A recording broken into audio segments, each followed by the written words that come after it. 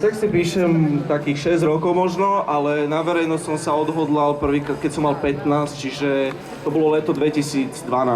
Počkaj, to znamená, že dnes to už pre teba bola normálne, že rutinná záležitosť. No to sa nedá zase povedať, lebo s touto pesničkou som ešte nikdy nevystupoval.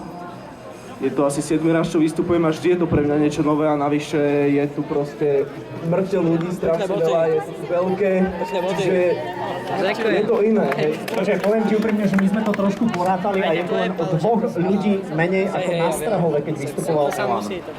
Tak to je dobré vedieť, dobré. Jožo Raš ti normálne teraz ticho závidí, tam vzadu sme ho videli a normálne odišiel, hambil sa proste teraz chvíľku. Vymakané to bolo. Povedz mi prosím ťa, album? No album by som chcel vydať, uvidím, jak to vyjde s časom, lebo študujem a to je pre mňa prvotné, ale určite by som to chcel, akože mám už nejakých 10 nahratých a postupne na tom robím, ale netlačím na to proste, neberem to ako niečo, čo je pre mňa prioritné, ale ako baví ma to, robím to pre seba. Jasne, keď to vydáš, tak je veľmi pravdepodobné, že budeš asi prvý rapper so stredoškolským vzdelaním na Slovensku. No? To bude naozaj úžasné, dobre. Ja viem o Egovi, že on má výšku dokonca tam. Prepáč, druhý budeš, ale držíme palce, dámy a páni, Revans, veľký potlesk. Panušikovský klub zo súkromného gymnázia. Saifa, vieš, aké je české najviac rapové mesto?